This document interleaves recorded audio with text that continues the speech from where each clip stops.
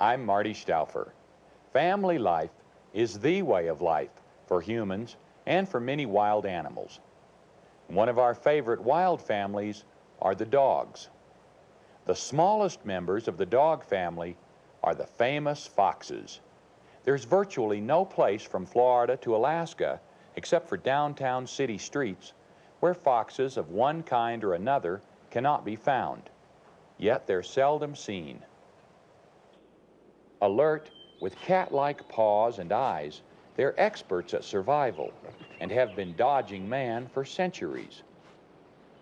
Most common is the red fox, the subject of countless fables. It's often just as wily in real life as all the legends and stories portray it to be. North America's 4 other foxes, the Arctic, gray, swift, and kit, also have distinctive means of protection. Join me as we meet the family of foxes.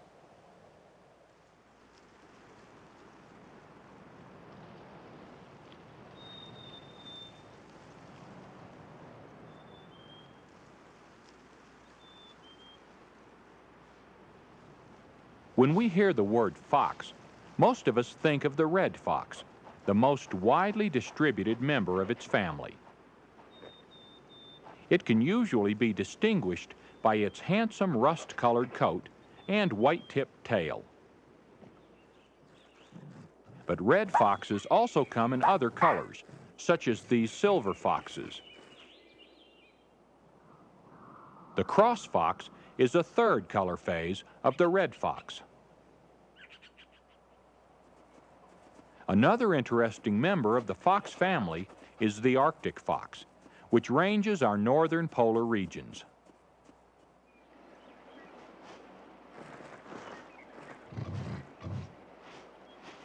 At the other extreme, the swift fox inhabits the dry plains of our western states. It's a small fox, well named for its speed. The smallest and perhaps rarest of all is the kit fox, which lives in our desert southwest.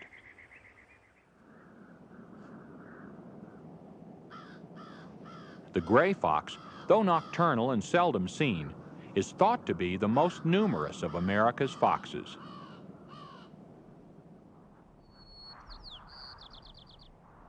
Except for parts of the Midwest and Northwest, the gray fox is found in most of the continental United States and south into Mexico. Its range overlaps that of the red fox, although the red is able to survive much farther north and inhabits even the coldest regions of Canada and Alaska.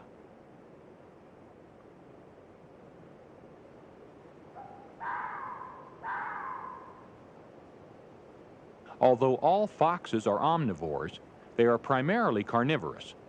They hunt at night and are especially active at dusk and dawn.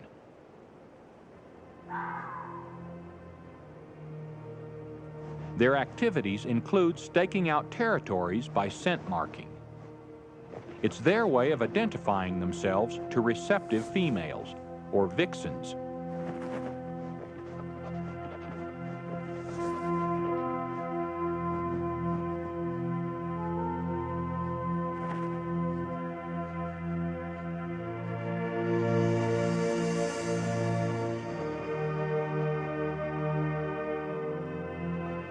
It's also their way of challenging rival males.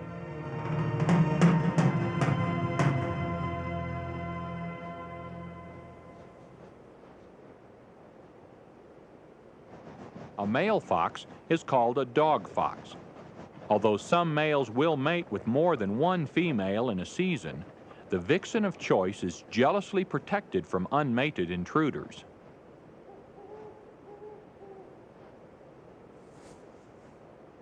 Encounters between males are sometimes just screaming contests, but more often they are fierce battles and can even be fatal.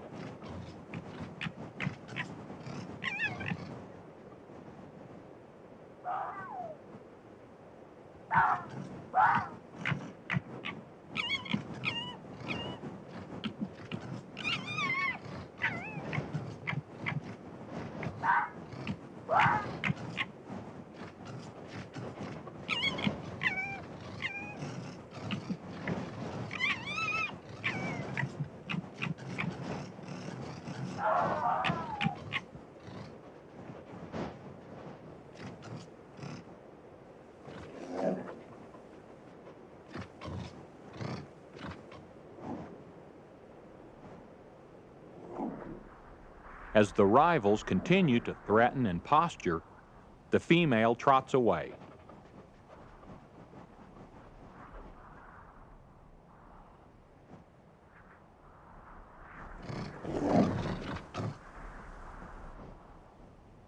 The battle ends in a standoff, with the resident male the apparent victor.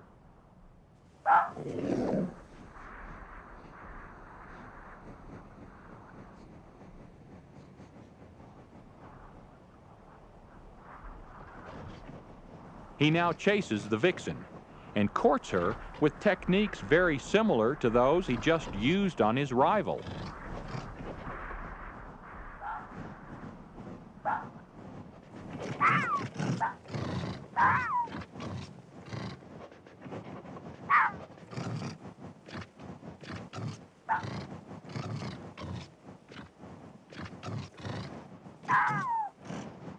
The same battle strategies and display postures learned in the first months of life are used both to fight off rivals and to win the attention of a mate.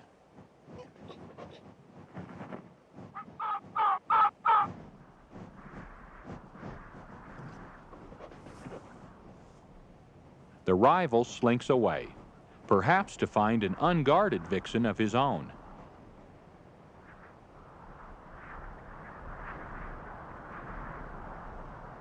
The range of the Arctic fox includes some of the coldest terrain in the world, much of it north of the Arctic Circle. These hardy little canids have even been sighted within 300 miles of the North Pole. Winter is the breeding season, as it is for all foxes.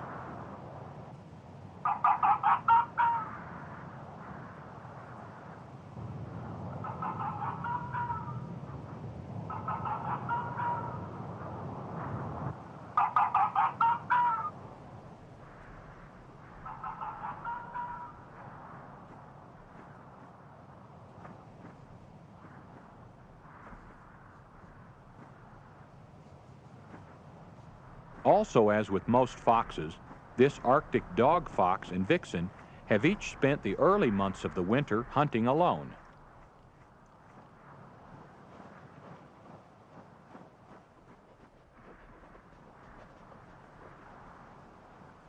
Courtship begins in February, and copulation takes place in March or early April, depending on latitude and weather conditions.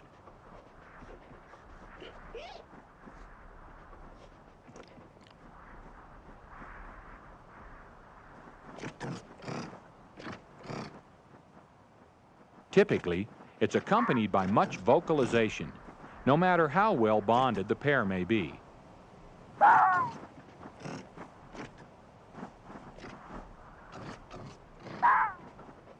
Female foxes remain in heat only briefly, sometimes for just one day. The more often she can be fertilized during this period, the better the chances for offspring.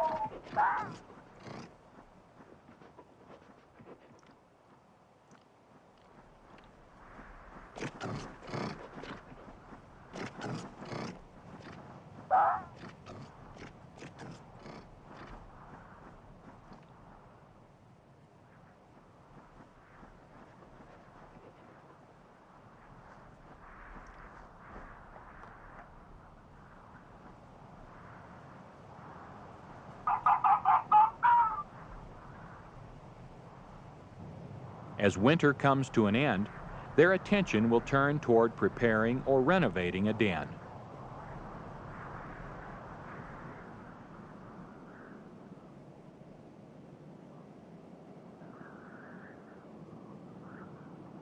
Upper Minnesota marks the northern edge of the gray fox's range. Here, as in the Arctic, spring comes late, and there may still be snow on the ground when fox kits are born. The gestation period for most foxes is about 53 days.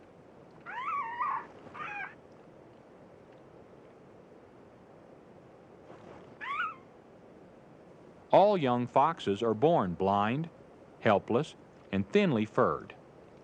The mother's body warmth is essential to their survival, and for the first week or so, she does not leave the den.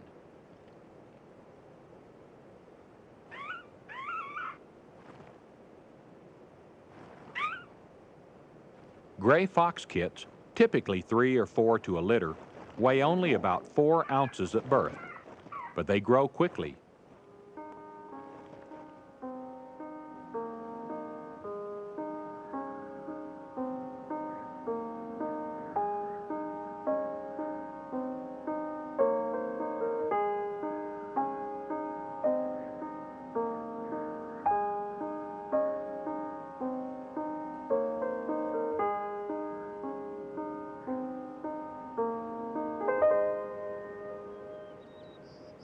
Spring finally arrives in Alaska, awakening the earth with warmth and sunshine. By this time it's June, and Arctic fox kits, already a month old, are just beginning to emerge from their den.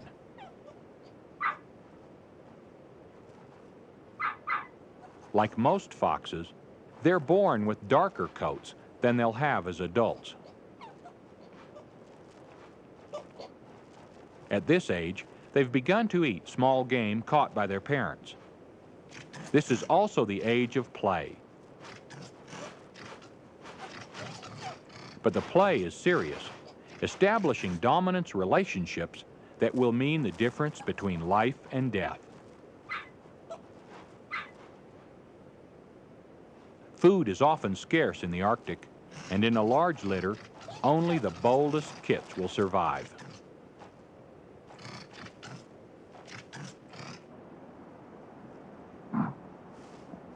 Although larger animals, such as caribou, share territory with Arctic foxes, an adult fox has few enemies. Nevertheless, the mother fox stands wary guard over her young.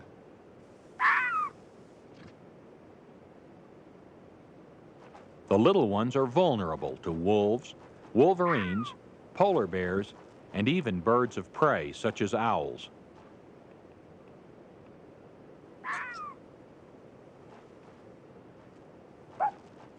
But their greatest enemy is starvation. Less than half will survive, but these the mother protects from the slightest hint of danger.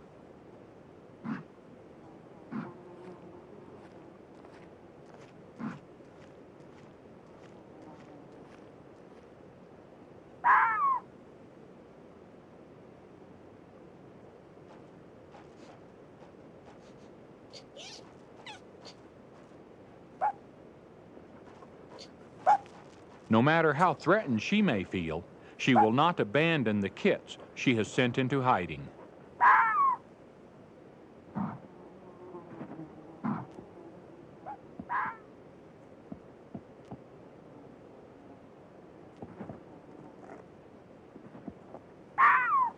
She's very sensitive to intruders and very defensive.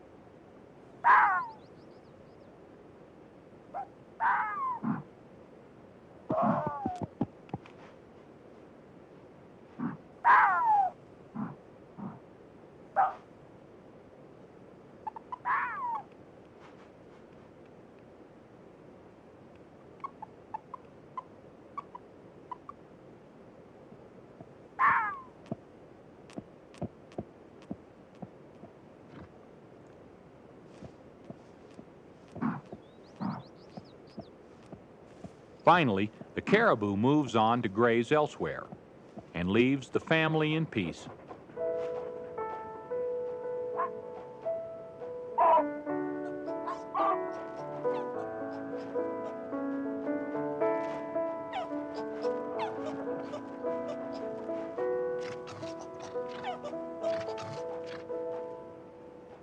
All young foxes have but one brief summer to learn everything they must know to survive as adults.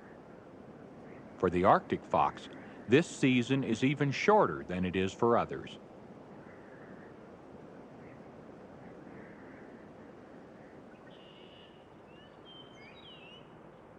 Farther south, in the Adirondack Mountains of New York, summer lasts longer, and growing up lessons can be paced more leisurely.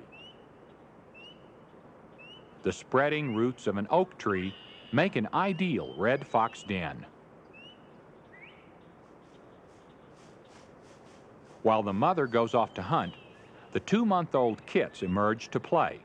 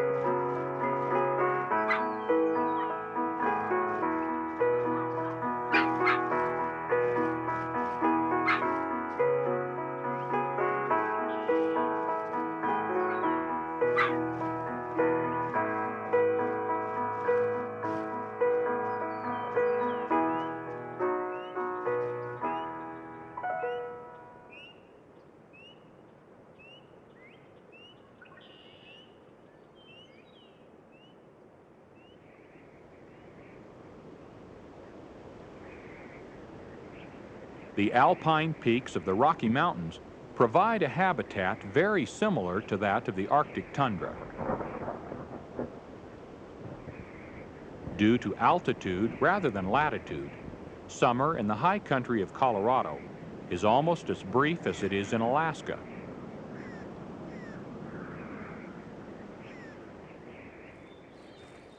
In the colder parts of its range, color variations of the red fox occur with greater frequency than they do in the warmer south.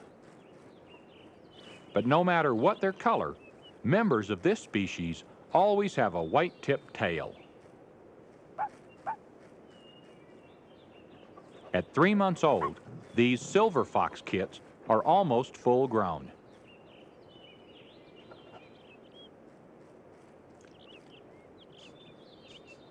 Now called juveniles, they are fully weaned and have already learned the hunting techniques of their parents. Their main activity is still play, but they're now capable of using their superb senses of smell, sight, and hearing to find their own food.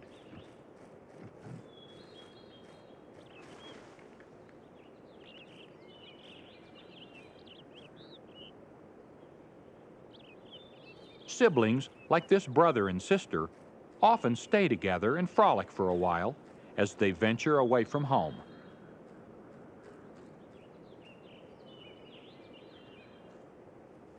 But they are nearing the end of a summer of childhood, and soon they will separate.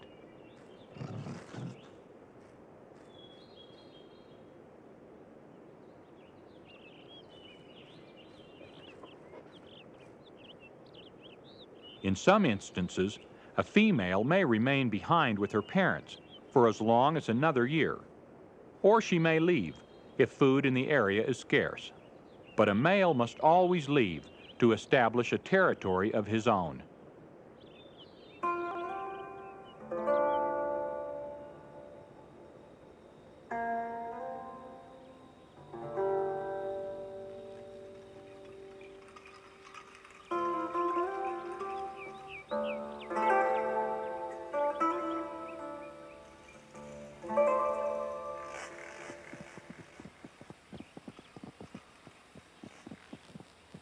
In the land of the desert bighorn, the sidewinder is a symbol of danger.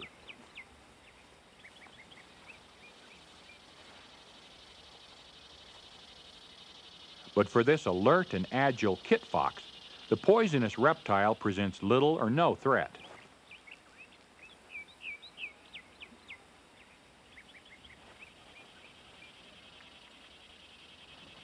Like other foxes, the kit fox eats a variety of foods, including insects, fruit, mice, birds, and carrion. And like other foxes, for each type of creature it hunts, it has evolved a specialized hunting technique.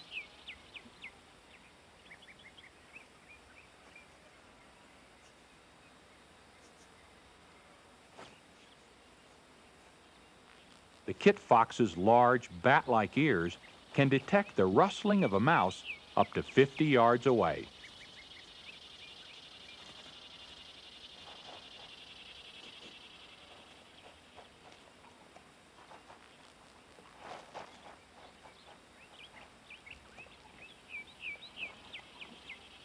And a mouse is its favorite form of food.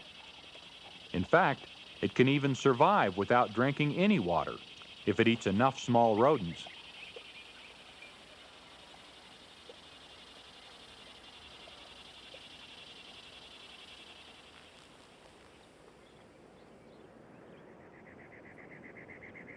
The small kit fox ranges our southwestern deserts.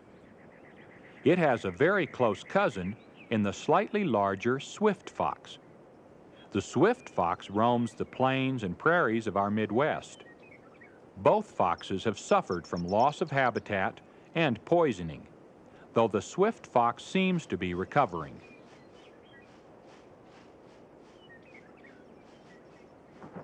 Hunting birds, like these scaled quail, requires a different method than the listen, leap, and pounce technique used to hunt mice.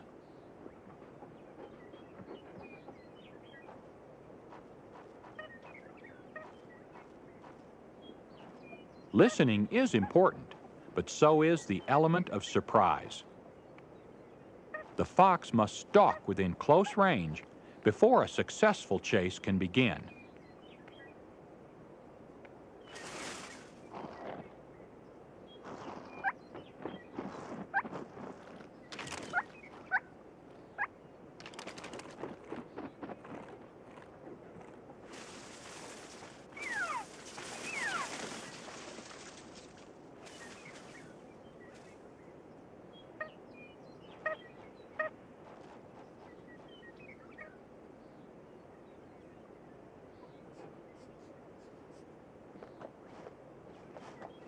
Though some think that foxes kill too much game, the truth is they simply help keep it in balance. Foxes do far more to control rodents and other pests than they do to damage wildlife.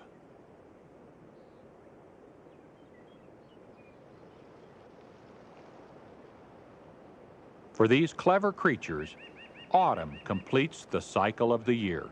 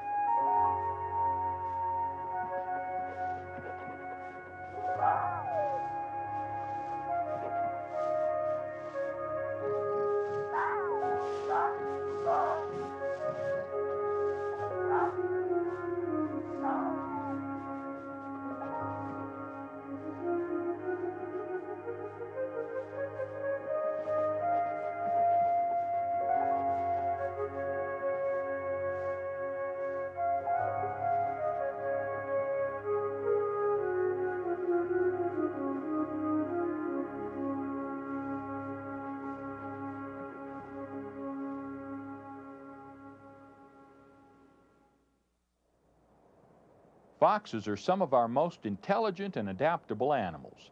They've learned to share the world with humans. And though maligned by some, foxes are experts in rodent control and overall beneficial.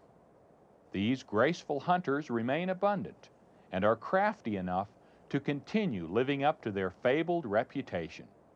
The family of foxes. I'm Marty Stouffer.